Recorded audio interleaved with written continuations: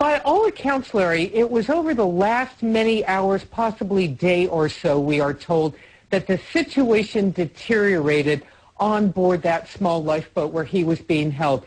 A U.S. official very familiar with what transpired tells us that the pirates became very agitated. They were anxious.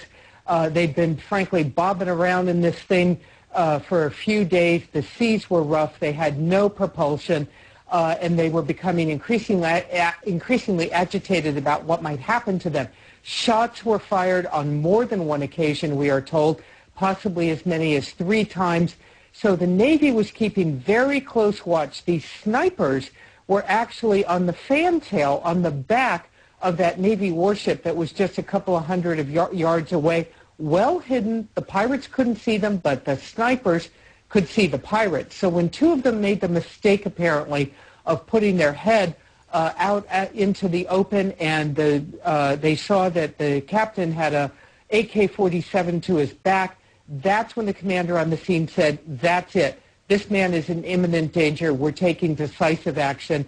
And as I think now, as many people know, President Obama had issued standing guidance, standing orders, if you will, that if it was determined Captain Phillips was in imminent danger, the military already had the authorization to go ahead. By all accounts, it was all carried out and over and done with within seconds. Really a textbook operation, the kind of thing you hear about in the movies, but this time it was for real. Stan, that ship was carrying humane supplies for Kenya. Did that now get delivered? Yeah, it has been delivered. The Maersk Alabama was carrying food supplies. Now, it was destined for the World Food Program. And here's the twist in the tale with this, Larry. Those food supplies were destined for Somalia. I spoke to the World Food Program country director for Somalia, and he said they are in desperate need of these supplies. Somalia is a lawless state. There has been no functioning central government there for many, many years. Warlords have been fighting for control. An Islamist movement has moved up out of the south, rebel movement which has captured very, very large tracts of the country, including the capital, Mogadishu. Ethiopia was there fighting for a little while, and then it pulled out, and the rebels came back once again. So Somalia is in a dire state and desperately needs these food supplies. The World Food Program country director was saying to me that if these pirate attacks continue, it will imperil these food supplies into the future, that ships won't feel secure enough to deliver them. And that hurts the Somalian people, the very same place that the pirates come from, Larry. Thank you, Stan. Thank you, Barbara Starr. Thank you, Stan Grant. CNN correspondent Kate Baldwin, she's on the phone. We want to check on how involved was the president in all of this, Kate. Hey there, Larry. Yeah, it's something we've learned more as the day has progressed. We learned from an administration official as well as a timeline that the White House eventually released. The President Obama twice granted the authority to the Department of Defense to give the go-ahead, basically, to use force to rescue Captain Phillips if need be. The first go-ahead came on Friday at 8 o'clock. That's when the President gave the nod for a military operation, and then again Saturday morning at 9:20, and I learned from an administration official that that was more of a technical thing for the second time as more forces and more resources moved into that region. Yes.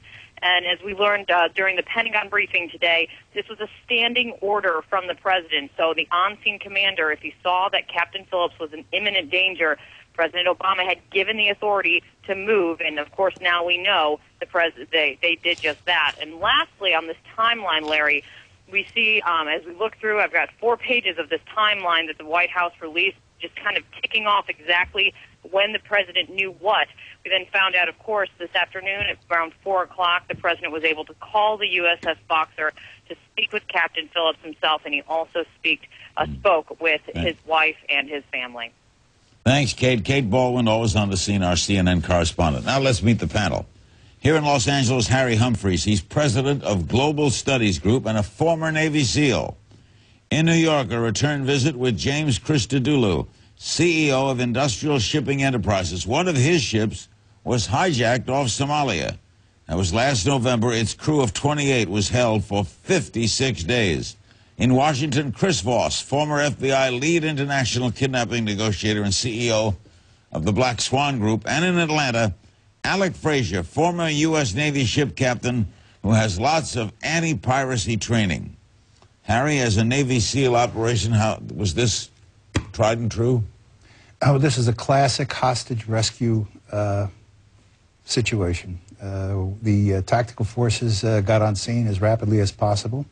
The entity split up into two elements. The one element, of course, tactical, maintaining eyes on the target so immediate response can go down when necessary. And of course, the second element is the negotiations element, a very important part of the whole scenario. The negotiation is where we want it to happen. We want the negotiation to resolve the issue without any deaths. These gentlemen brought it upon themselves. It was deemed necessary. The command initiated an assault, and the three snipers took out the perpetrators. James, why did your situation last so long? Well, ours was a little bit different, Larry. First of all, we had a much more crowded ship. We had 28 crew members being held by, at times, 40 different pirates. And we just didn't have the same resources to bear in our case as the Alabama had in this case. We didn't have military or government involvement or help. Not that may have made matters any better, but that's why. Chris, from a standpoint of negotiation, is this a failed operation, or is this the only way to do it when you're faced with this? No, this is an absolute success from a negotiation standpoint. In the U.S., about 82% of our situations are resolved with a combination of negotiation and tactics. The more I hear about this, the more I'm amazed at what they accomplish with negotiations. I mean, actually getting the tugboat to be towed behind the Navy ship is a phenomenal accomplishment. The negotiators also managed to get one of the pirates on board the Navy ship. So there was a tremendous amount of setup, if you will, for the negotiations either to see this the rest of the way through or to work hand in glove with the tactical resolution exactly the way that it did. Alec Frazier is a former captain with experience, by the way, in the region we're talking about and lots of anti-piracy training. What about this whole operation, if anything, surprised you? Well, it was an operation, as Barbara and Harry were referring to, that was textbook, but textbook operations just don't happen. There's a lot of training, there's a lot of preparation, there's a lot of patience. And when Harry was talking about the fact that the ship was being, the lifeboat was being towed, that's a huge preparation, because behind a destroyer in heavy seas that can proceed along, you can get a quiet area behind the ship. 50 yards or so behind the ship is the lifeboat. For snipers to be able to take a shot on a relatively stable lifeboat is huge compared to, as Barbara Starr was saying, bobbing around.